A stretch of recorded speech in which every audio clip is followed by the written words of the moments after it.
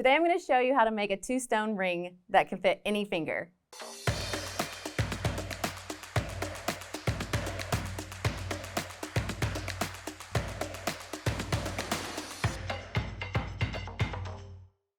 Hey guys, I'm Alicia, and today we're making a memory wire 2-stone ring that can fit everybody.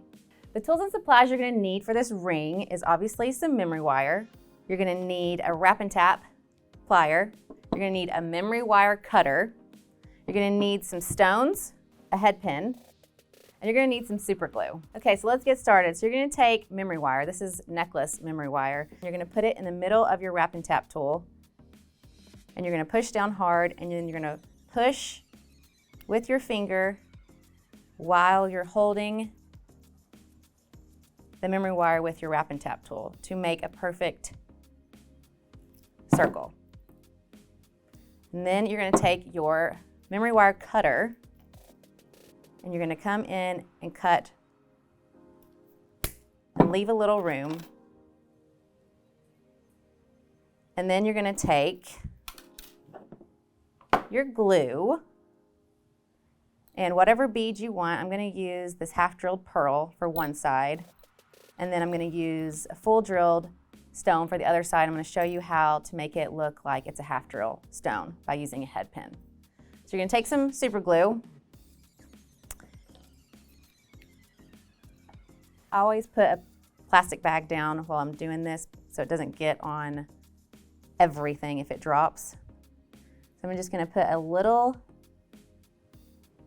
dab of glue on one side of the memory wire, and I'm going to take half drill pearl and slide it on there and let it dry. So there's one side, and then now this next side I'm going to take my head pin and I'm going to see how far it needs to go down in there to just take up half of that bead. And then I'm going to cut that off. So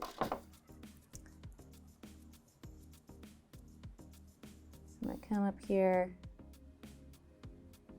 Let's see. So you have this tiny, tiny little piece. So if you have tweezers or any kind of tool at home to hold this, it makes it a little easier. So you're going to take that little end and put some glue right on the tip of this.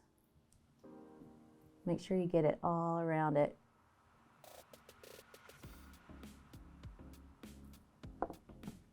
And then you're going to stick that little piece into the top of your bead. And you can see that it's not coming through because it's only going in halfway, because the other half is going to slide on to the other side of your ring. So now you're going to take the other side and dab some glue on there.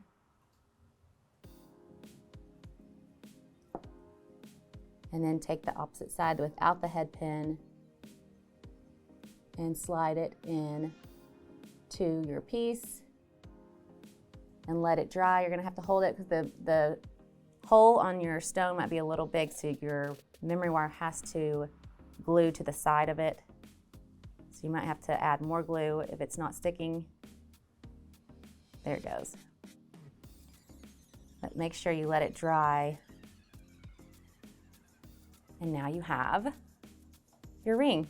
So it dries super fast, but you can kind of wiggle it to make sure that it's drying, because sometimes it has to catch on to the side of the bead before it's going to dry.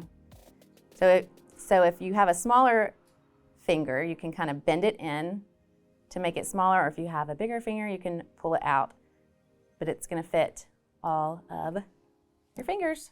So how fun is this? It almost looks like it's a floating ring until you see the backside. So you can make this like a mommy and me, a husband and wife ring, a brother and sister ring. You can put your birthstones on it. You can make it however you want. Say mine is diamond and my little girl's is aquamarine. So if I wanted to make a mommy and me ring, it's perfect because you're only using 2 stones. So let's go back over the tools and supplies we used to make this ring. If If you have tweezers laying around, it's helpful when using the head pin. You need a wrap and tap to bend your memory wire. You need a memory wire cutter. You obviously need some memory wire. You need some glue to glue on your stones. You need your stones and then a head pin. If you're liking the supplies I used today, check out the links below. What would you use on your duo ring? Let us know in the comments. Like, subscribe, and ring that bell, and we'll see you later.